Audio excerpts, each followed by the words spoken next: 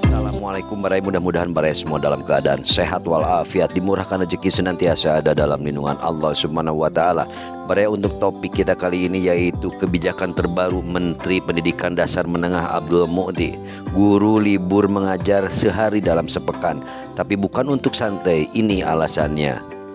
Dari Melintas ID, Menteri Pendidikan Dasar dan Menengah Mendikdasmen Abdul Mukhti menyampaikan pesan penting yang ditujukan kepada seluruh guru di Indonesia. Mendikdasmen menyatakan bahwa sekarang ini guru harus menyikapi tantangan dunia pendidikan masa kini yang semakin kompleks. Dalam pernyataannya, Abdul Mukhti menekankan bahwa guru masa kini tidak bisa lagi hanya terpaku pada penguasaan materi ajar semata.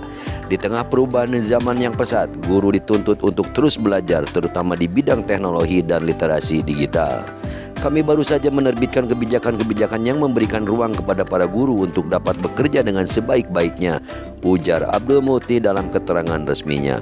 Pesan Abdul Mukhti ini disampaikan dalam sambutan webinar pelaksanaan PPG bagi guru tertentu tahun 2025 yang tayang di kanal YouTube Ditjen GTK pada tanggal 8 Mei 2025.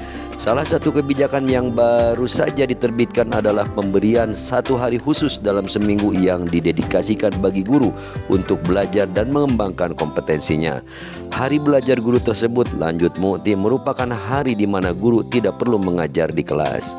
Meski demikian, mereka tetap diwajibkan memenuhi ketentuan administratif yang berkaitan dengan status mereka sebagai pegawai negeri sipil maupun sebagai tenaga pendidik.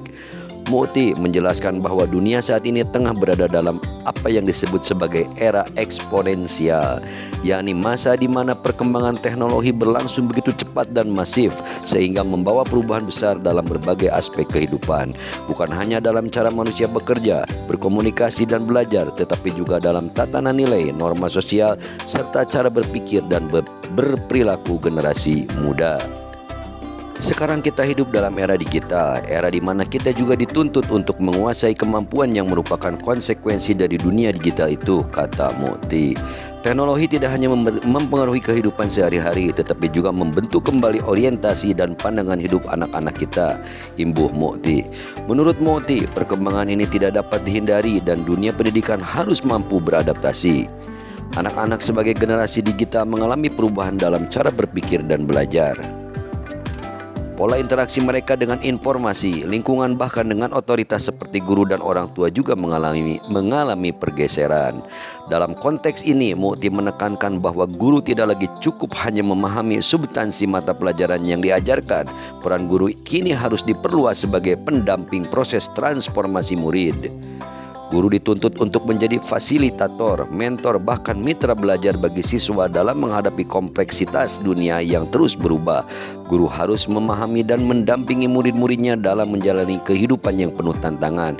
Mereka harus tumbuh bersama murid, bersama-sama dengan seluruh insan pendidikan untuk menciptakan ekosistem belajar yang adaptif dan berorientasi masa depan. Ia menambahkan, pendidikan bukan sekadar proses pengalihan pengetahuan, melainkan sebuah proses pembentukan manusia seutuhnya. Dalam era digital, hal ini mencakup juga pemahaman terhadap etika penggunaan teknologi, pengembangan keterampilan berpikir kritis, kolaboratif dan kreatif, serta penguatan karakter. Pesan ini sejalan dengan visi pemerintah dalam membentuk generasi emas di tahun 2045.